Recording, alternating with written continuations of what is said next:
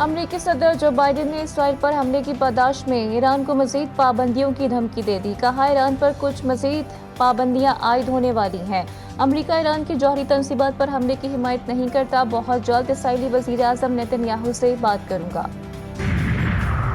اسرائیلی فوج کی لبنانی حدود میں داخل ہونے کی کوشش ناکام، حزب اللہ سے زمینی جنگ میں شدید مزاحمت اور بھاری نقصان کے بعد اسرائیلی فوج پسپا۔ حزب اللہ نے کہا کہ مرون الراس سرحد پر شدید جھڑپوں میں 10 صہیونی فوجی ہلاک اور متعدد زخمی ہوئے۔ لبنان میں 3 مختلف واقعات میں مجموعی طور پر 14 صہیونی فوجی مارے گئے۔ اور پاکستان کا مشرق وسطی میں کشیدگی میں کمی اور تنازعات کے حل کا مطالبہ، ترجمان دفتر خارجہ نے کہا کہ حالیہ ماہ میں اسرائیل نے بین الاقوامی قوانین اور UN چارٹر کی خلاف ورزی کی۔ اسرائیل نے علاقائی امن اور سلامتی کو خطرے میں ڈال رکھا ہے۔ پاکستان مسئلہ فلسطین کے منصفانہ اور جامع حل کے مطالبے کی حمایت کرتا ہے۔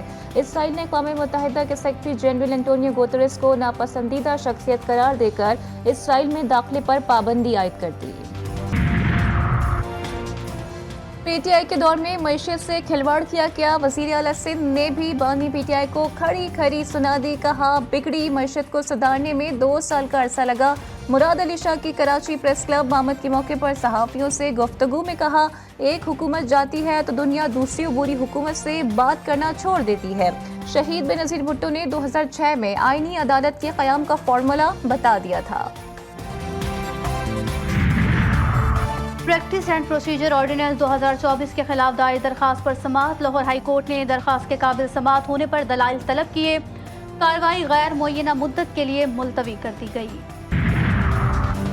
مسلم لیگ نون کے رہنما سینیٹر عرفان صدیقی کی مولانا فضل الرحمان سے ملاقات، ملک کی مجموعی سیاسی معاشی صورتحال پر غور، مجوزہ آئینی اصلاحاتی پیکج پر بھی تبادلہ خیال۔ ذرائع کے مطابق عرفان صدیقی نے نواز شریف کا خصوصی پیغام مولانا کو پہنچایا۔ میڈیا سے گفتگو میں کہا، 63 کے مطابق پارٹی کے خلاف ووٹ دینے والا دی سیٹ ہو جائے گا۔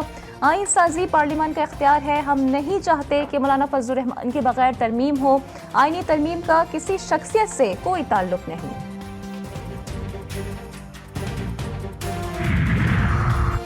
بانی پی ٹی آئی اب صرف پاکستان کے نہیں بلکہ دنیا اسلام کے لیڈر بن چکے۔ اقوام متحدہ میں اصل خطاب تو بانی پی ٹی آئی کا تھا، دنیا ان کی آواز سنتی ہے۔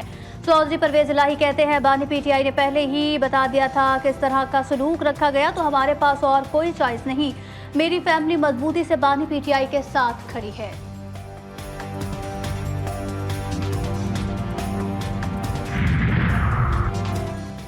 پی ٹی آئی انتخاباتی الیکشن کا معاملہ، بیرسٹر گوہر نے ایف آئی اے سے ریکارڈ طلبی کے لیے الیکشن کمیشن سے مہلت مانگ لی۔ سماعت 22 اکتوبر تک ملتوی۔ چیئرمین پی ٹی آئی کہتے ہیں، وزیر قانون نے میرے ساتھ کوئی مسودہ شیئر نہیں کیا۔ کچھ لوگ کوشش کر رہے ہیں کہ میں پی ٹی آئی کا چیئرمین نہ رہوں، انشاءاللہ وہ ناکام ہوں گے۔ اکبر ایس بابر نے کہا کہ انتخاباتی الیکشن کے نام پر ڈرامہ کیا گیا۔ Adiala jail P T I کا کیمپ آفس بنا ہوا ہے۔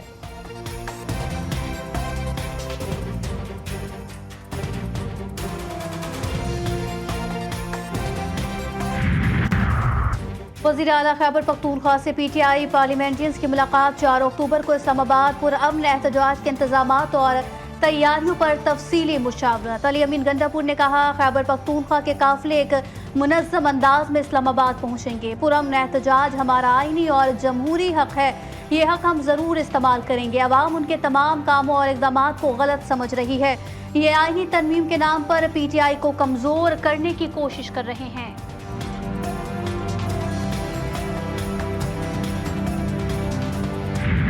We now leverage this position to do what we need to do in terms of bringing permanence to that macroeconomic stability. That this macroeconomic stability جو اس وقت آئی ہے ملک میں الحمدللہ، اس کو ہم پوری طرح لیوریج کریں۔ وزیر خزانہ محمد اورنگزیب کہتے ہیں کہ ہمارا آخری IMF پروگرام اس صورت ہوگا جب ہم بنیادی اصلاحات کریں گے۔ مہنگائی میں ہماری توقعات سے زیادہ کمی آئی ہے اور ہماری معیشت بہتری کی طرف گامزن ہے۔ فیصل آباد میں تحریک انصاف کے کارکنوں کا احتجاج، گھنٹہ گھر چوک پر پولیس اور کارکنوں میں جھڑپیں، پولیس کی شیلنگ، دفعہ 144 کی خلاف ورزی پر پولیس کا سخت ایکشن۔ 8 MPA سمیت 1000 سے زائد کارکنوں کو حراست میں لیا۔ کچہری بازار میں بھی پولیس اور کارکنان آمنے سامنے، پولیس کی شیلنگ کے جواب میں کارکنوں کا پتھراؤ۔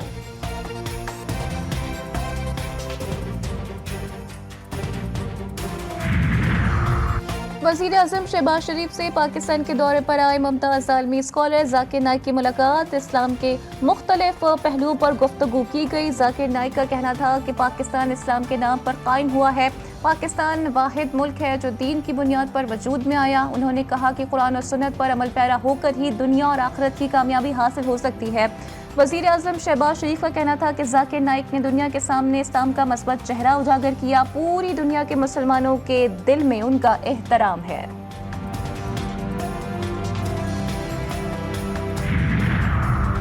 मलेशिया के वज़ीर आज़म अनवर इब्राहिम 2 रोज़ा दौरे पर इस्लामाबाद पहुंच गए। पाकिस्तानी हम मनसब शहबाज शरीफ से मुलाकात करेंगे।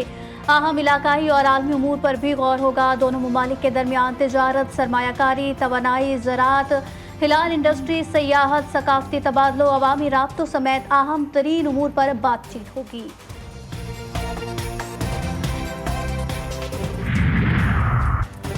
पाक रूस के दरमियान दो तरफा सरमायाकारी पर ब्रेक थ्रू। अहम शोबों में MOUs पर दस्तखत। ट्रेड, इन्वेस्टमेंट, टूरिज्म और दीगर शोबों में मुश्तरका कारोबारी सरगर्मियाँ होंगी।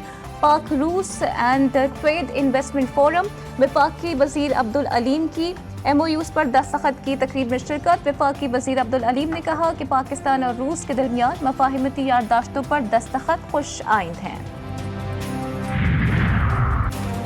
सिक्योरिटी फोर्सेस दहशतगर्दों की सरकूबी के लिए पुरअज़म। बलोचिस्तान के इलाके हरनाई में कामयाब ऑपरेशन। BLA के 6 शरपसंद हलाक मारे गए। दहशतगर्द सिक्योरिटी फोर्सेस और मासूम लोगों पर बराह रास्त हमलों में मुलव्विस थे।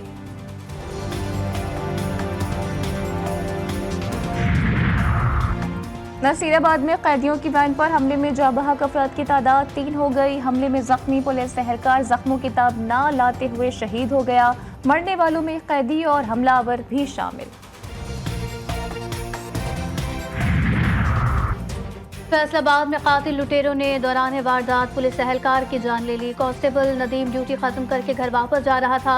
डाकुओं ने लूट मार के दौरान मज़ाहमत पर फायरिंग की। CPO फैसलाबाद का नोटिस, SSP ऑपरेशन से रिपोर्ट तलब।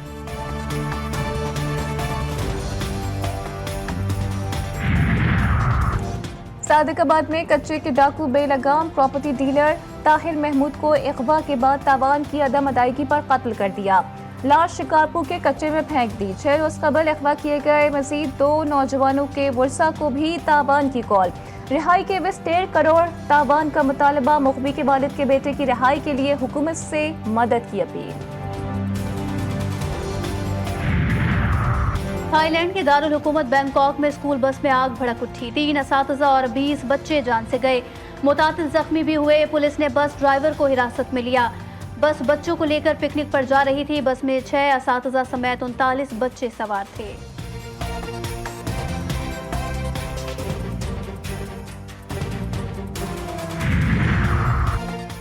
पाकिस्तान क्रिकेट बोर्ड ने बाबर आजम का इस्तीफा मंजूर कर लिया। बोर्ड की जानिब से जारी बयान में कहा गया कि PCB पहले भी बाबर आजम को सपोर्ट करता रहा है और आइंदा भी करेगा।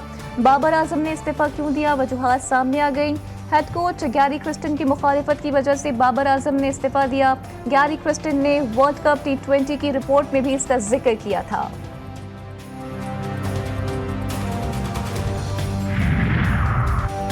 पाकिस्तान और इंग्लैंड के दरमियान test series. Allrounder Ben Stokes की क़यादत में इंग्लिश क्रिकेट टीम मुल्तान पहुंच गई। 4 अक्टूबर से प्रैक्टिस शुरू करेगी। दोनों टीमों के दरमियान पहला मैच 7 अक्टूबर को खेला जाएगा। कॉमेडी के बेताज बादशाह उमर शरीफ को मद्दाहों से बिछड़े 3 बरस बीत गए। उमर शरीफ ने फनी सफर का आगाज सन 1974 में किया। कॉमेडी मास्टर, राइटर, अदाकार, मौसीकार, ड्रामा निगार, हिदायतकार सभी कुछ थे। स्टेज ड्रामों में सबसे मशहूर ड्रामा बकरा किस्तों पर आज भी लोगों के जहनों में नकूश है।